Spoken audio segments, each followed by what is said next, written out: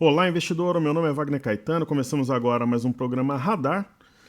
Eu falo agora às 18 horas e 38 minutos do dia 11 de nove de 2018 e peço que vocês se inscrevam no canal, deixem o like, compartilhem o vídeo e participem ali da área de comentários, o que eu puder ajudar ali, sanando dúvidas, anotando ações para que a gente possa bater papo, trocar links, ideias, e eu anoto ativos para estudar. Peçam, eu respondo ali com muito prazer. E eu vou começar os estudos aqui, deixa eu só ver se está tudo certo com som e imagem. Tudo certinho. Se vocês quiserem ter contato comigo de manhã, nós temos o Informe Cenário. Eu distribuo por volta das 10 horas, às vezes um pouquinho antes, um pouquinho depois. Esse pouquinho antes, um pouquinho depois depende muito da agenda do dia. Às vezes eu fico esperando sair alguma coisa para mandar para vocês, como hoje, por exemplo, foi oficializado agora há pouco que o Haddad é o candidato do PT, eu informei logo no cenário, eu já tinha informação. Se bem que não precisa ser nenhum gênio para saber disso, mas eu tinha ela oficial, né? Existia um temor do mercado que o Lula apoiasse o Ciro, e aí é bacana, vocês se entram ali, coloca o nome e e-mail, conseguem acessar o Seja Bem-vindo à Bolsa aqui também, que é o treinamento gratuito que a gente oferece, mas eu vou deixar o link também do Seja Bem-vindo à Bolsa, eu considero a porta de entrada para a Bolsa de Valores, é uma forma de vocês terem um contato, uma base, né, um alicerce bacana no mercado. São 17 módulos com qualidade digital de som e imagem, qualidade de cinema, e eu recomendo. Era um curso vendido anteriormente, depois foi transformado em livro, agora ele foi digitalizado e é gratuito ao seu dispor. Pessoal, hoje, observando aqui as bolsas asiáticas e na Europa, né? Na China houve uma queda de 0,18% e na Alemanha uma queda de 0,13%. Então vamos aos gráficos aqui para a gente ver o que ele nos reserva, depois a gente vai para o mercado doméstico. Na China nós temos um ombro, cabeça, ombro invertido. O mercado não consegue desenvolver a figura. E aquilo que eu comentei ontem, enquanto estiver acima aqui desse fundo que foi marcado no dia 20/8, é válida uma expectativa de repique. Lembrando que lá na China nós temos um bearish market, inclusive em Hong Kong também, e tem que preservar essa região aqui de fundo, né? No caso do índice DAX, nós temos um gap fechado, como eu comentei, e praticamente 4 candles que não saem do lugar. Essa região tem sido barreira, tem sido resistência, o fundo foi marcado no dia 28/6 e não tem... na verdade, esse fundo de 28/6 ele está alinhado com o fundo aqui do dia 15/8, é o ponto a ser rompido para que a Bolsa da Alemanha possa ter movimento de alta. O candle de hoje ele é um martelo, apesar de vermelho, tem a mínima marcada aqui dentro desse movimento, e eu sempre gosto de trabalhar com candles que, por exemplo, num fundo que marcam a mínima aquele dia, é um sinal, teria que ter um rompimento, um fechamento acima da máxima e posteriormente ir deixando esses fundos para trás para mostrar força.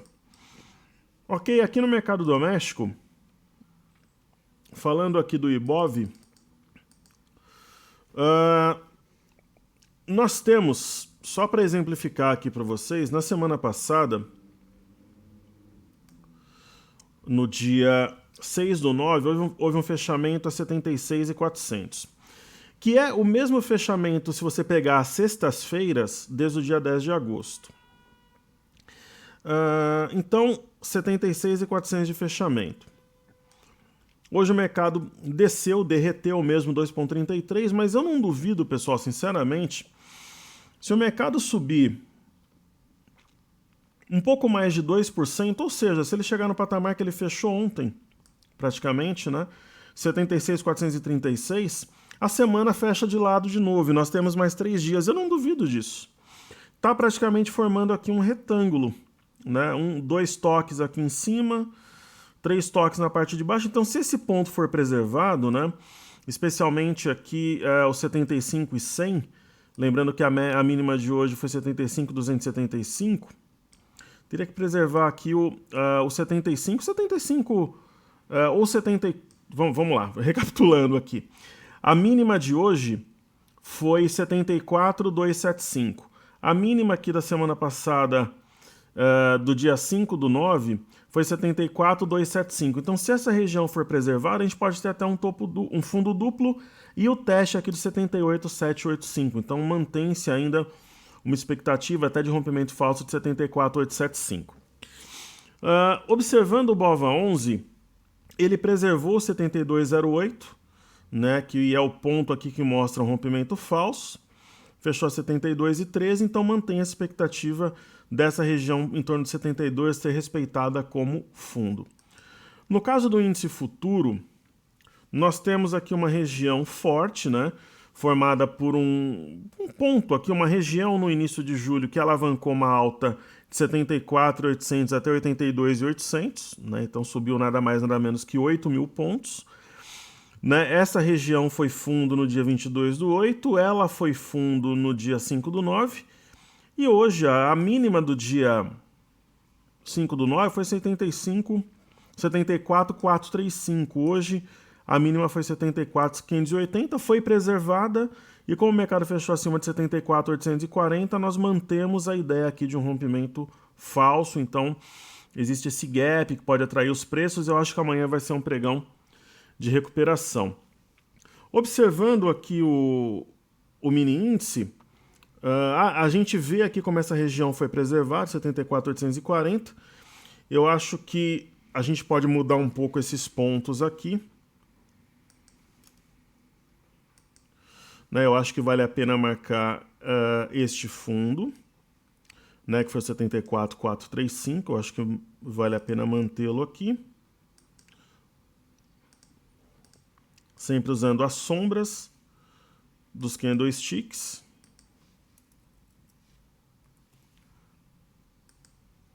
Né? E então eu acho que nós temos uma marcação de fundo aqui. Se a média for rompida, eu acho que será esse grande gap de hoje, né? Pode ser preenchido.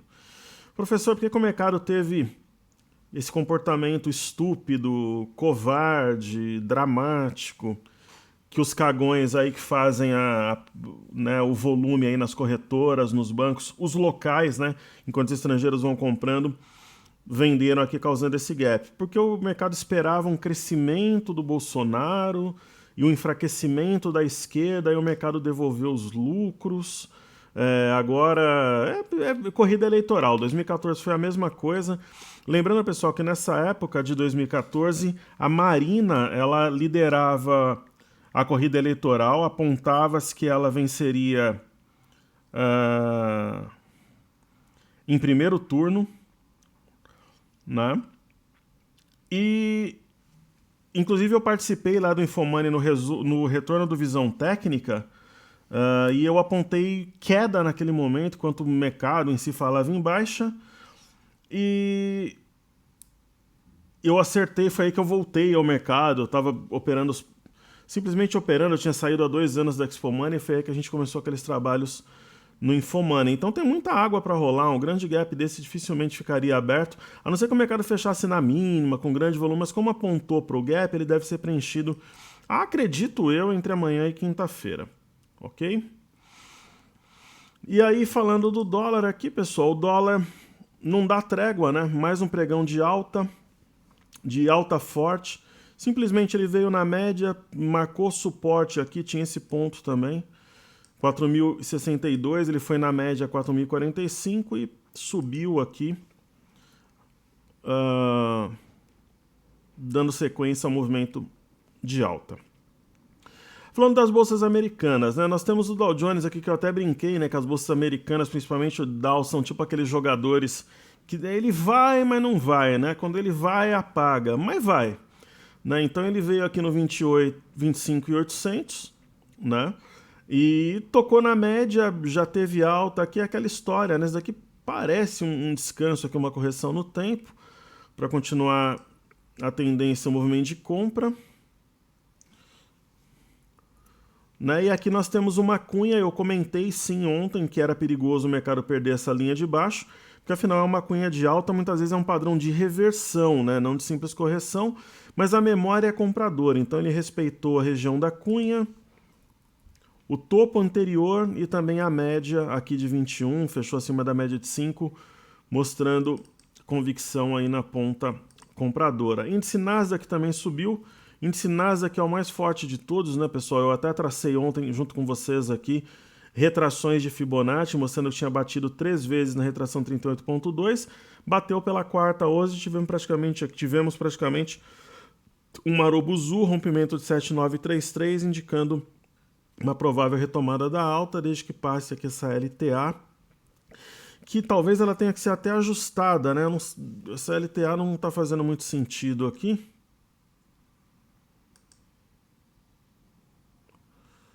Talvez algo desse modelo aqui, como diz no interior. É uma LTA meio confusa aqui, mas eu acho que atualmente essa daqui, que eu acabei de traçar aqui em azul, faria mais sentido, apesar de não ser tão alinhada. Ok? Então vamos às criptomoedas. A gente vem falando aí de queda, né? Nós temos queda generalizada, o Bitcoin segurando um pouco mais, as outras criptomoedas derretendo. Nós até comentávamos ontem que não tinha nenhum sinal de inflexão, de entrada compradora aí nas criptomoedas.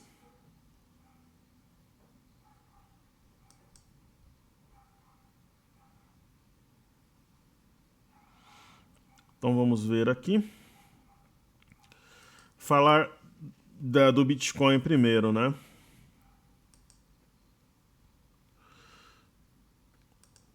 Então nós temos aqui o Bitcoin, 6.296 o fechamento. Quando você tem, pessoal, primeiro assim, quando tem uma grande barra de queda, geralmente ela é replicada, eu comentei semana passada, praticamente foi. Esse tipo de movimento, muitas vezes ele pode... Nós temos aqui um arame de fundo, isso é fato. Pode parecer um padrão de inflexão, mas como o movimento ele vem baixista, pode ser até um mastro bandeira de baixa. Então a gente tem que observar um pouco mais como é que vai ser o comportamento do Bitcoin nessa região aqui. Se nós formos olhar, por exemplo, o Bitcoin Cash,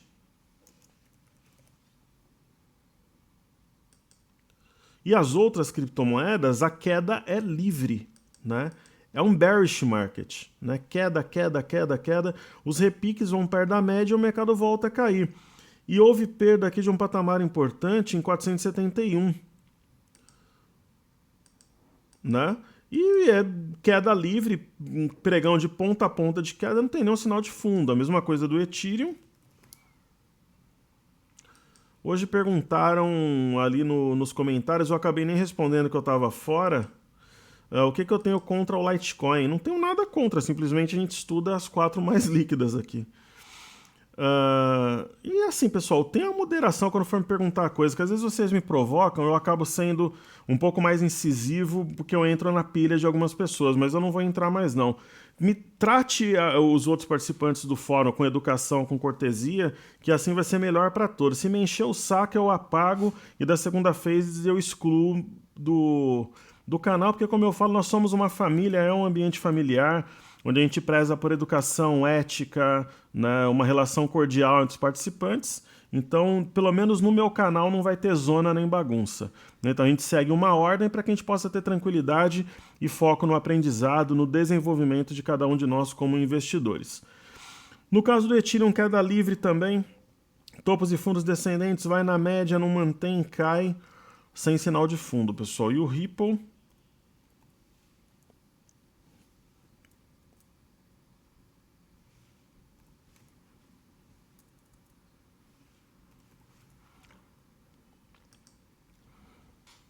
né, vindo aqui, ele tem uma chance real aqui de buscar 24 centavos.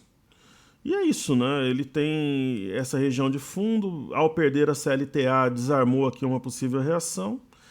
Então nós não temos nada que remeta a uma compra nas criptomoedas. Falando aqui do petróleo...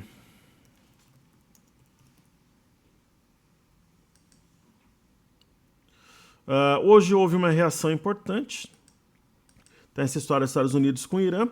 Para nós não é uma surpresa, porque nós temos aqui um provável ombro cabeça-ombro invertido. Só não pode perder o 67, né? Senão ele entra num território baixista.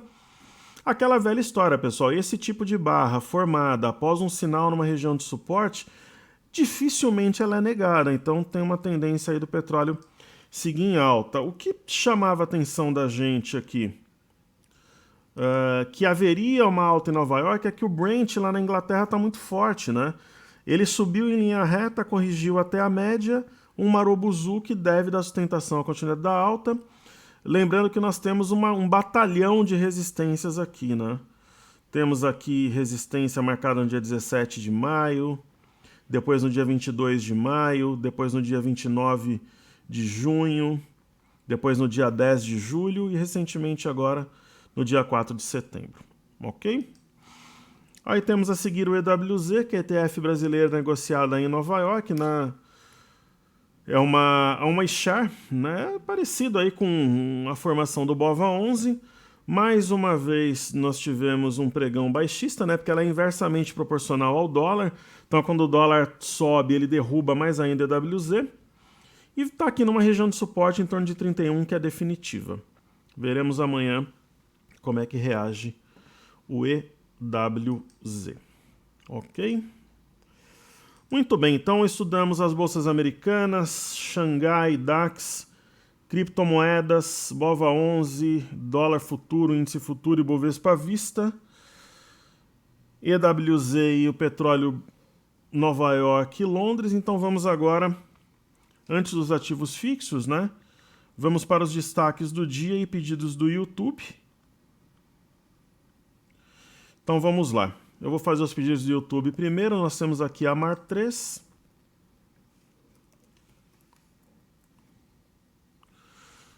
A Mar3 aqui na tela. Deixa eu tomar minha água aqui. Pessoal, a Mar3 é um caso de empresa com boa qualidade, bons fundamentos, mas que não tem a compra nesse momento pressionando o papel. É aquele tipo de aposta que você fala, caramba, né? A Mar3 estava R$3,70, R$4 eu não comprei, agora ela está 6 de repente no futuro breve. Mas é uma operação de alto risco porque a ação vem de uma tendência de baixa, operando em região de suporte, simples assim. Aí nós temos aqui a SUSB3, hoje eu não vou fazer destaque, eu vou fazer 7 pedidos para ir colocando em ordem aqui.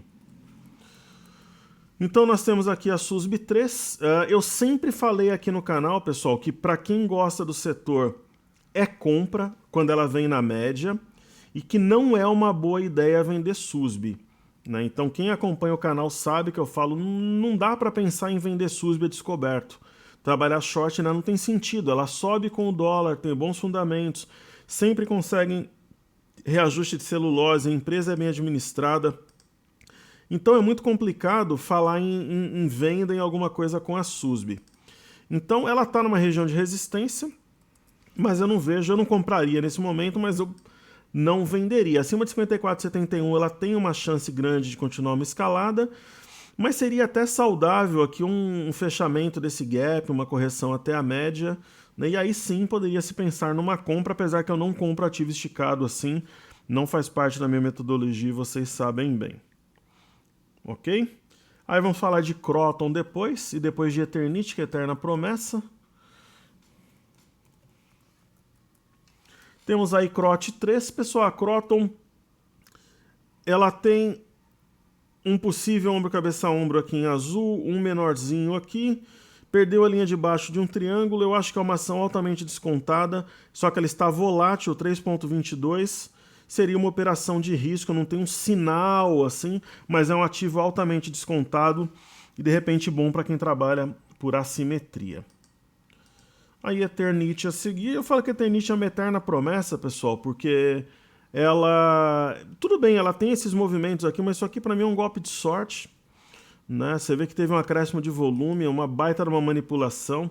Então trabalhar short nesse ativo jamais, né? Você pode ser pego aí de surpresa e perder um caminhão de dinheiro. E aquela história, para quem quiser trabalhar comprado à espera de um milagre, você vende lucro, pega uma parte desse lucro, coloca em Eternit lá e fica esperando o movimento, pode ser. Aqui foi um movimento de... Não é exatamente um mastro bandeira porque foge ao desenho, mas é um pivô, ela foi lá, cumpriu esse tipo de ativo, como a gente falou de Forjas Taurus outro dia, pô, você vende de uma toada legal, tá com lucro bom, pega uma parte desse lucro e aloca. Né? Se der certo, maravilha, se não der, vida que segue. Mas não é uma ação. Para que esse tipo de ação é usada? Que é onde está o erro, como salvadora da pátria. Camarada vende perdas na bolsa, ele fala, pô, eu vou apostar todas as minhas fichas na Eternit. Se ela triplicar, eu tô bacana, só que a chance dela triplicar é quase zero, então é quase um bilhetão de loteria, ok? Aí rente 3 a seguir.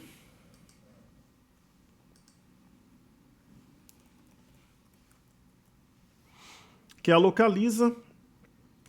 Ela tinha uma expectativa aqui de acionamento do triângulo para um dos lados, foi para baixo. Aí veio na base do triângulo, movimento concretizado aqui, materializado, né?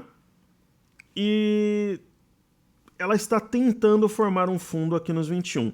Para quem gosta de comprar risco, como eu, por exemplo, gosto, apesar da ação não estar na minha lista, você vem aqui e marca o fundo, pessoal. Uma estratégia de guerrilha aqui para fazer o trade. Você vem aqui e marca o fundo, né?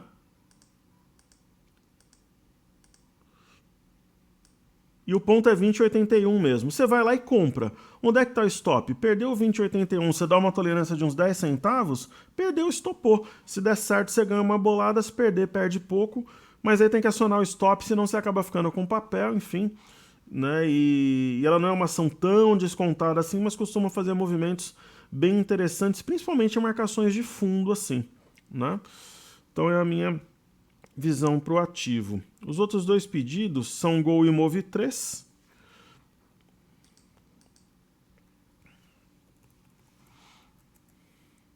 Aí nós temos aqui a Gol. Eu havia falado até para os alunos da imersão. Isso daqui é um topo duplo típico, é muito difícil não ir no alvo. Muitos queriam até avaliar uma compra de Gol na imersão e coisa e tal. Eu falei, olha pessoal, ações de telefonia e de aviação eu não gosto. Mas assim, a chance dela vir aqui na região dos 10, né, e até de perder, né, essa região, na verdade ela já estava aqui nessa região, né, nos dias da imersão 4 e 5 é grande, né, e ela veio de uma toada baixista, não respeitou e desceu. Agora, a gente tem que fazer um estudo aqui inteligente, imaginando N situações do pessoal que pede as ações aqui no canal. Então o que eu tenho que fazer? Eu marco o suporte anterior aqui, que é o 9,90, né? Eu venho aqui e marco. Maravilha, eu marquei. Por exemplo, a ação perdeu esse suporte, ela tende a cair. Se houver um revés aqui, ela voltar a trabalhar acima de 9,90, você tem um lote para alocar em Gol, você compra metade.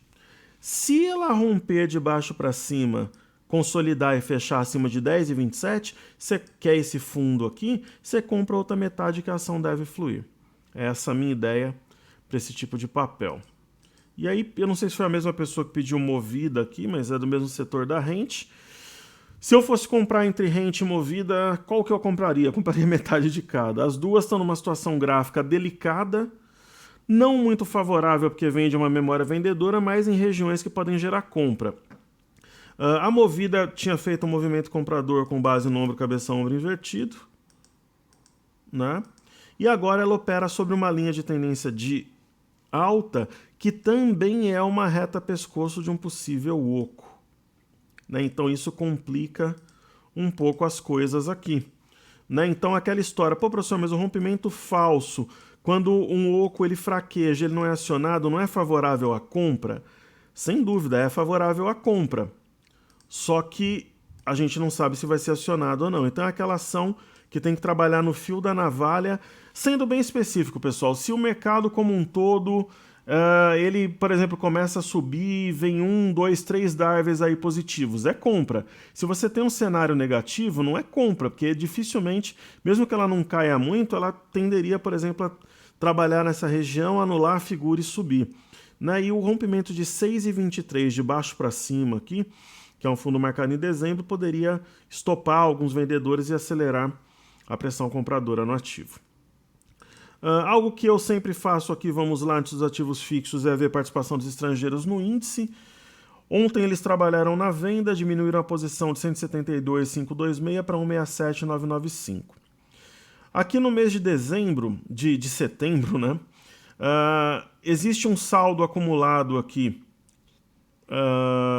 negativo, né, no dia, entre os dias 3 e o dia 5.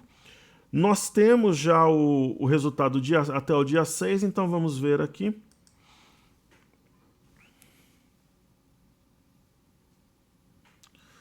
O total acumulado em setembro. E amanhã sai fluxo cambial, né, que a gente olha para ter uma base de como é que está vindo ou saindo o capital de fora. Então,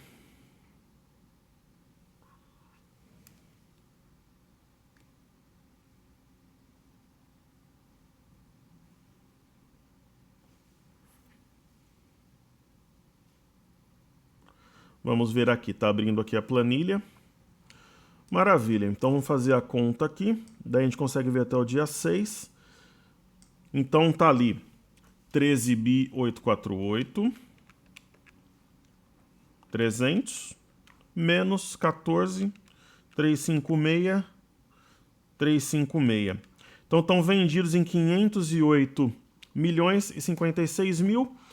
Como eles estavam em 296.162, eles trabalharam na venda também no dia 6. Então eles estão levemente, eles mantêm um saldo bom comprado no índice, mas estão leve eu digo, para os padrões, né, que a gente costuma encontrar aqui vendidos no mercado à vista. Ok, então deixa eu fechar aqui a planilha. Então vamos aqui aos ativos fixos, né? Então existe uma compra, mas uma compra tímida nesse momento. Na verdade, uma venda, né? Uma venda de leve, então eles estão cautelosos, digamos assim. No caso aqui da Petrobras,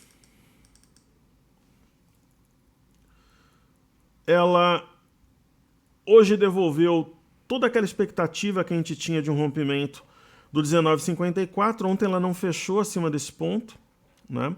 Eu até comentava que era necessário fechar para ela buscar os 20,31. E ela está trabalhando aqui em torno de 18,76, pessoal. Está com as bandas de Bollinger afunilando. Em breve teremos um movimento direcional e mais volátil para cima ou para baixo. Eu acho que vai ser para cima. Mas quem está comprado, um stop em fechamento aqui abaixo de 18,23 seria algo inteligente. Falando de Vale, a Vale resistiu bem hoje, apesar de cair 1,05, deixou aqui um candle verde, porque ela tinha aberto aqui mais abaixo e mantém uma inclinação de compra. Caso a Vale perca 51,75, ela ainda teria CLTA para segurar os preços e o ponto-chave seria passar 53,64 para buscar 55,37. E acredito que no impulso só 56,41, que é essa máxima aqui que eu vou até marcá-la aqui neste gráfico.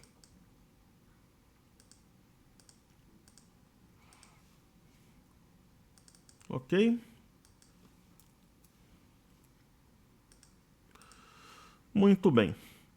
E aí, por fim, os bancos, né? Banco do Brasil está numa situação aqui complexa, porque tinha sinalizado um rompimento falso de 28,73 e hoje já teve um gap, né?